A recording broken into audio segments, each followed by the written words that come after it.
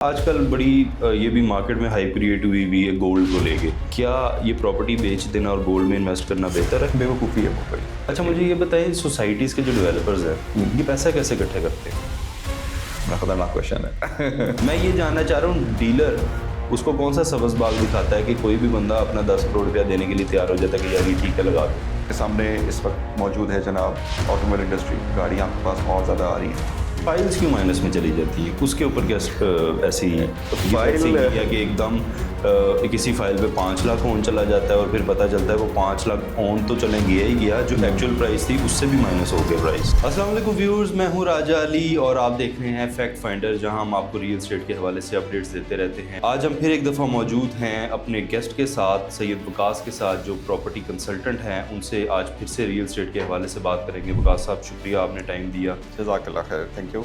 Real estate market बहुत down जा रही है पिछले चंद सालों से, और 2025 की प्रेडिक्शंस थी कि 2026 में जाके रियल एस्टेट शायद स्टेबिलिटी की तरफ आ जाए, लेकिन अभी तक रियल एस्टेट स्टेबिलिटी की तरफ आ नहीं रही। आपका इसके ऊपर क्या एनालिसिस है? कब तक रियल एस्टेट मार्केट स्टेबल हो जाएगी? देखिए, रियल एस्टेट का जो फिनोमेना है ना पाकिस्तान के अंदर, वो अनडिफाइंड है। उसके लिए कोई पैटर्न नहीं है यहाँ पे कि आप कह सकें जनाब कि अब 2 साल बाद, 3 साल बाद, 4 साल बाद ऊपर आ जाएगी। यहाँ पे रियल एस्टेट डिपेंड करती है आपकी इकोनॉमिक कंडीशंस के ऊपर। ठीक है, इकोनॉमिक कंडीशंस आपके मुल्क में इस टाइम पे अब जाके कुछ बेहतर होना स्टार्ट हुई है, स्टेबिलिटी डॉलर के अंदर आई है। ठीक है। आपके पास इस टाइम पे जो मल्टीपल फैक्टर्स और भी हैं, जिसके अंदर आप समझ लें गोल्ड अभी वो आपके सामने है कि किस तरह हाइक कर रहा है। आपके सामने इस वक्त मौजूद है जनाब ऑटोमोबाइल इंडस्ट्री, गाड़ियाँ आपके पास और ज़्यादा आ रही हैं। तो रियल एस्टेट जो है ना, वो अनफॉर्चुनेटली पाकिस्तान में शॉर्ट टर्म के लिए इंगेज की जाती थी। फाइल्स ले ली, ट्रेडिंग कर ली, ऊपर आ गए फाइल्स, लोग आउट हो गए, इन हो गए। ठीक है, फाइल्स वाला कॉन्सेप्ट तो मेरे ख्याल से ख़त्म हो गया ना। अब लोग भी समझदार हो गए, लोगों को भी समझ आ गई है कि हमें फाइल्स में पैसा नहीं फंसाना चाहिए। देखिए, फाइल जब तक प्लॉट नहीं बनती ना, तब तक तो वो नुकसान है। जब वो फाइल प्लॉट बन जाती है तो आपके सामने फ़ायदा दे देती है। तो लोगों को नुकसान हुआ, उसके बाद ही लोग समझदार हाँ, होंगे। वही बात है, लोगों को नुकसान हुआ है इसके अंदर। देखें ना, इसमें ये नहीं कह सकते कि 100% लोगों को नुकसान हुआ है। 70% लोग जो हैं इसके अंदर प्लॉट लेके बैठे हैं। 30% ऐसी कम्युनिटी है जो इस टाइम पे बेचारी फाइलों में बड़ी हुई है अभी तक। अच्छा, मैं एक फिनोमेना समझना चाहता हूँ। बहुत सारी सोसाइटीज़ हैं जिनके अंदर एक मसला पैदा हो जाता है और उसके बाद नैब उनको पड़ जाती है, फिर नैब उनको रिकवरी करवा के देती है। क्या नैब ने लोगों को रिकवर करवा के दिया? बिल्कुल करा के दिया। हमने देखा है ईडन हाउसिंग, आपने लाहौर में नाम सुना होगा। ईडन हाउसिंग थी, ख्याबान अमीन थी, बिल्कुल ख्याबान अमीन थी। इस तरह की और सोसाइटीज़ भी हैं जिसमें नैब ने इंगेज किया उनको और उसके बाद वहाँ से रिकवरी हुई है। लेकिन वो फिर एक स्लो रिकवरी होती है। नुकसान लोगों को इसलिए हो जाता है कि जो लोगों ने, फॉर एग्जांपल आज मैंने एक फ़ाइल ली है जिसकी वर्थ 10 लाख रुपए की है, 2 साल बाद भी 10 लाख मुझे वापस हो, 10 लाख तो वो तो आपका मट्टी हो गया 10 लाख ना। यस, आपने 2 साल बाउंड किया और आपको मिला भी कुछ नहीं। बिल्कुल। ठीक है, तो आपके ख्याल से प्रॉपर्टी कब तक स्टेबिलिटी नज़र आ रही है आप लोगों को प्रॉपर्टी के अंदर? मेरे ख्याल से 2026 का जो मिड है ना, जी, मेरे एक अंदाजे के मुताबिक, और जो हम प्रेडिक्शंस को देते हैं इसके जो पैरामीटर्स जहाँ जा रहे हैं, 2026 जो है ना, इंशाल्लाह मिड ऑफ 2026। उसकी क्या वजह है? रीज़न उसकी है कि देखें, अभी आपके पास जितने भी इन्वेस्टमेंट की पॉकेट्स हैं, जो इन्वेस्टमेंट आपकी इस पर चल रही है, आपकी ऑटोमोबाइल इंडस्ट्री चल रही है, आपके पास गोल्ड चल रहा है, आपके पास अब नई इन्वेस्टमेंट्स क्रिप्टो के अंदर भी आ रही हैं। ठीक है, आप भी देखेंगे लोग शॉर्ट टर्म में जब प्ले करते हैं तो वो क्रिप्टो भी डाउन होती है, गोल्ड भी आपने देखा कि 2 दिन में डाउन हुआ। ऑटोमोबाइल इंडस्ट्री में आप आज नई गाड़ी लेते हैं, कल नई लॉन्च हो जाती है, तो वो रीसेल नहीं हो सकती उस तरीके से। ये जो आपके पास लेजिट इन्वेस्टमेंट्स हैं वो आपके पास है रियल एस्टेट के अंदर। अच्छा, आजकल बड़ी ये भी मार्केट में हाई क्रिएट हुई हुई है गोल्ड को लेके कि जी लोगों ने रियल एस्टेट से पैसा निकाल के गोल्ड में इन्वेस्ट करना शुरू कर दिया। बिल्कुल ऐसे ही है। क्या ये प्रॉपर्टी बेच देना और गोल्ड में इन्वेस्ट करना बेहतर है? बेवकूफ़ी है वो बड़ी। गोल्ड आपको इन्फ्लेशन से बचाता है, आपकी वेल्थ ऊपर नहीं करता। आपने आज प्लॉट लिया, आज आप गोल्ड लेके बैठ जाएं। ठीक है, गोल्ड आपको 100 बिस्मिल्लाह जनाब जी, आपकी जो इन्फ्लेशन है वो हिट करके आप एटलीस्ट अपनी पोजीशन पे खड़े होंगे। ठीक है, आज आप प्लॉट लेते हैं जिसकी वर्थ 10 लाख रुपए की है, मैं एग्जांपल दे रहा हूँ आपको। ठीक है, 3 साल के बाद वो प्लॉट आपको 10 लाख का तो नहीं होना। बिल्कुल ऐसे ही। ठीक है, डेवलपमेंट हो रही है, नए रोड्स निकल रहे हैं। ठीक है, इंफ्रास्ट्रक्चर बेहतर हो रहा है, रोड का, रोड्स वगैरह का और शहरों का, जिसके ऊपर आपके पास जो है वो आपको ओवरऑल कितना टाइम हो गया इस मार्केट में काम करते हुए? अराउंड 10 साल। 10 साल। 10 सालों में आपने कितने परसेंट ऐसे केसेस देखी हैं जिनके अंदर लोगों को रिवर्स लगा हो? लाइक हमने सुना है कि प्रॉपर्टी में लोग उमूमन रिवर्स नहीं लगता, लोगों को बेनिफिट ही होता है। अगर नहीं भी होता तो एटलीस्ट जितने की वो प्रॉपर्टी होती है वो उतने में बिक जाती है। बिल्कुल। आपके इस पूरे करियर में आपने कितने परसेंट केसेस देखी हैं जिसके अंदर लोगों को रिवर्स लगा हो, यानी कि लोग माइनस में गए हों? माइनस में वो बंदा गया जिसकी फाइल मौजूद थी, प्लॉट वाला बंदा माइनस में नहीं आया। कुछ हमने चीज़ें देखी हैं, मैं एग्जांपल देता हूँ आपको पेरी ऑर्चर्ड की, ठीक है। वहाँ पे ये कि वहाँ पे आपके पास आज एक ब्लॉक लॉन्च हुआ है तो कल नया ब्लॉक लॉन्च हो गया, ठीक है। आपके पास इन्वेंट्री इतनी ज़्यादा है कि वहाँ पे जो पुराना बंदा है बेचारा वो सेल करता है तो नए प्लॉट आपको सस्ते मिल जाते हैं। कुछ मार्केट की कंडीशंस के ऊपर भी डिपेंड करता है, लेकिन मैंने किसी बंदे को ये नहीं देखा कि इसका प्लॉट 50 लाख का था तो आज वो 0 पे खड़ा हो गया। अच्छा, फाइल्स क्यों माइनस में चली जाती है? उसके ऊपर क्या ऐसी फाइल है कि एकदम किसी फाइल पे 5 लाख ऑन चला जाता है और फिर पता चलता है वो 5 लाख ऑन तो चले गया ही गया, जो एक्चुअल प्राइस थी उससे भी माइनस हो गया प्राइस। असल में जो फाइल होती है ना उसके पीछे कोई बेस नहीं होती। देखें, मैं आपको एक लास्ट टाइम डिस्कशन की थी, लास्ट उसमें हमारे पॉडकास्ट में बात गई थी कि एक फाइल होती है जो नॉन बैलेटेड होती है, जिस पे आपका प्लॉट नंबर मेंशन नहीं होता और कोई मैप डिफाइंड नहीं होता हाउसिंग प्रोजेक्ट की तरफ से कि जनाब ओपन फाइल, जिसको मेरे ख्याल से ओपन फाइल नहीं, ओपन फाइल तो एक डिफरेंट चीज़ है। ओपन फाइल ये होती है कि आपने किसी के नाम पे वो फाइल मौजूद नहीं है, ठीक है। एक होती है नॉन बैलेटेड फाइल कि जी मैं तो फाइल लेके बैठा हूँ, बैलेट होगा, मेरा नंबर लगेगा उसके ऊपर, तब जाके मुझे पता लगेगा मेरा प्लॉट किधर आएगा, ठीक है। फिर डेवलपमेंट होगी, उसके बाद जाके हम उसको प्लॉट को वहाँ पे जाके एक्सेस कर सकेंगे। अभी हुआ ये है जनाब कि जब फाइल आपकी बिल्कुल नॉन वैलिडेट होती है ना, उसकी बात कोई नहीं। अब हाउसिंग प्रोजेक्ट्स आपको पता है कि जब बनते हैं तो हमने ये भी देखा कि ओवर सेलिंग भी होती है। ओवर सेलिंग में जिस बंदे का प्लॉट वहाँ पे नहीं निकला, आपको बैलेट नहीं हुआ उस फाइल की, तो फाइल की तो बात कोई नहीं है फिर। यानी कि नौसरबाजी, ये फाइल एक फ्रॉड है? नहीं, फ्रॉड नहीं कह सकते। देखिए, जब वैलिडेट होती है फिर वो तो नौसरबाजी नहीं है। लेकिन जब तक बैलेटिंग नहीं हुई तब तक तो उसकी फाइल तो जारी बात है। बैलेटिंग 3 साल बाद होती है, 4 साल बाद होती है। जब डेवलपमेंट चार्जेस देना शुरू होंगे तभी बैलेटिंग होगी ना? नहीं, डेवलपमेंट चार्जेस नहीं होता। ये है कि जब आपकी बैलेटिंग आती है, आपको सोसाइटी कहती है जनाब कि हम 2 साल के बाद बैलेट करें या 1.5 साल के बाद, आप बैलेट की जो एक अमाउंट है वो पे कर दें। बिल्कुल ठीक है, आपने पे कर दी, अब बैलेट में चलेगी फाइल। अब कंप्यूटराइज्ड बैलेट, फॉर एग्जांपल मैं आपको एग्जांपल देता हूँ LDA सिटी का। LDA सिटी एक तो गवर्नमेंट की स्कीम है ना, वो तो हम नहीं कह सकते प्राइवेट हाउसिंग है, वहाँ भी बैलेट होती है। आपने फाइल ले ली है, अब बैलेट होगा, आपका प्लॉट नंबर। लेकिन वहाँ पर फ्रॉड भी तो नहीं होता ना? हाँ, फ्रॉड हमेशा प्राइवेट सेक्टर के अंदर जो डेवलपर है उसी के हाथों होता है। LDA तो फ्रॉड नहीं करता। नहीं, LDA नहीं करता। LDA ने पहली दफ़ा जो है वो कंप्यूटराइज्ड बैलेटिंग की थी कि आपने जो है वो सिस्टमेटिकली बैलेटिंग में आपका नंबर जाएगा और कंप्यूटर आपको जो है ना, वो कोई नेपोटिज्म नहीं था किसी का भी कि जनाब मैंने फला जगह पे किसी बंदे को जो है वो प्लॉट मेरिट पे काम होता है। मेरिट पे काम होता है। तो यहाँ पे ये कि जनाब प्राइवेट हाउसिंग में जब तक बैलेट नहीं होती फाइल की बढ़ती है, बैलेट लग जाती है फाइल की बढ़ जो है ना फिर वो आगे बढ़ना स्टार्ट होता है। अच्छा, मुझे ये बताइए, सोसाइटीज़ के जो डेवलपर्स हैं ये पैसा कैसे इकट्ठा करते हैं? खतरनाक क्वेश्चन है। इसलिए पूछा। फाइलों से ही होता है। ठीक है। आपने फाइल लॉन्च कर दी है, आपने सेलिंग पार्टनर्स रख लिए साथ में, ठीक है, एजेंट्स रख लिए, वो आपके सेल कर रहे हैं, फाइलें सेल होती रही, पैसा आता रहा, डाउन पेमेंट की मद में चलती रही, ठीक है। अब डाउन पेमेंट से आगे जब तक कि इंस्टॉलमेंट स्टार्ट नहीं होगी, ठीक है, वो जो इकट्ठा ही दफ़ा पैसा आ गया ना आपके पास, नहीं वो तो ठीक है, वो तो आप मुझे एक प्रोसेस बता रहे हैं। मैं अपने व्यूअर्स को ये समझाना चाह रहा हूँ कि एक डेवलपर जो मार्केट में आता है, नई सोसाइटी लॉन्च करता है, उसके पास अगर वैल्यू ऑफ मनी 50 करोड़ है तो 50 करोड़ की उसने लैंड खरीद ली। बिल्कुल ठीक है।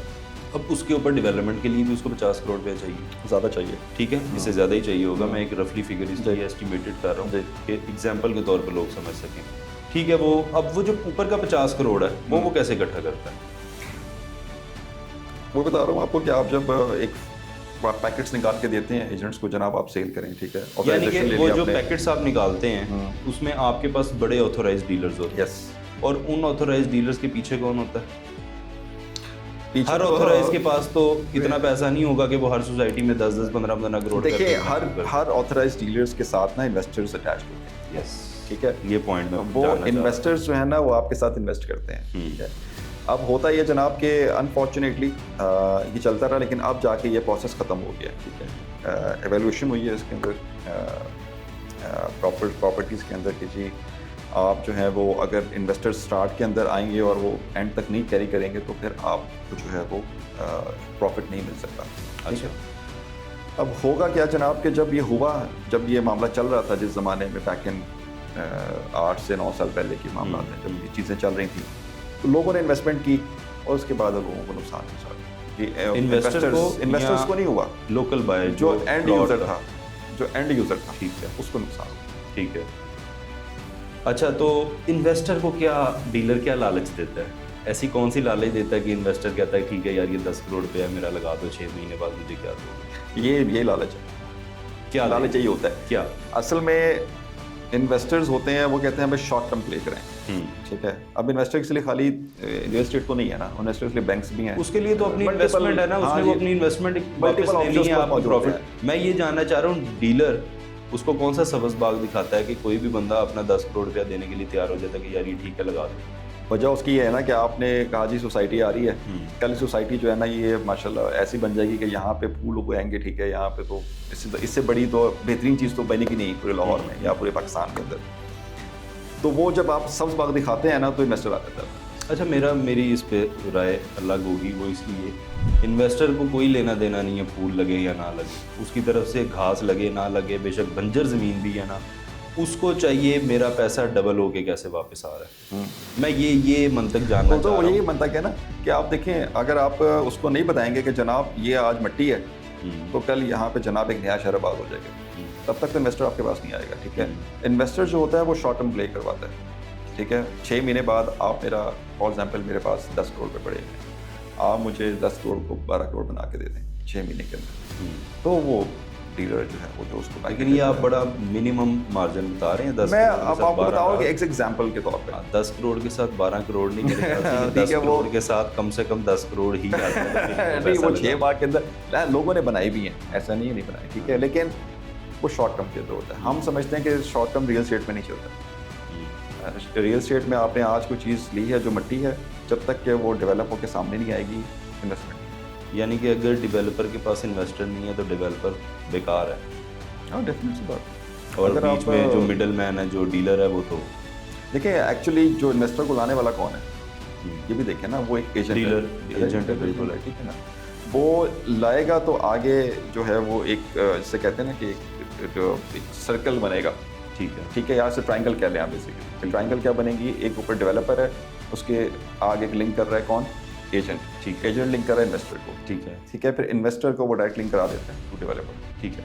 मेरा लास्ट सवाल आपसे, क्योंकि हमने इसको वाइंड अप करना है, फिर हम अगले टॉपिक की तरफ जाएंगे। कौन से ऐसे पॉइंट्स हैं जो एक बायर को प्लॉट लेते हुए अपने सामने रखने चाहिए और उनको नज़रअंदाज नहीं करना चाहिए ताकि वो धोखे और फ्रॉड से बच सकें? अच्छा, एक तो मैं ज़रा क्वेश्चन को ज़रा 2 पार्ट्स में डिवाइड कर लें कि या तो एक बंदा रेडी प्लॉट लेना चाह रहा है या वो ऑफ प्लान की तरफ जो भी लेना चाह रहा है, जो भी वो लेना चाह रहा है। अब तो मेरे ख्याल से हर बंदा ऑन ग्राउंड ही प्लॉट लेना चाहता है।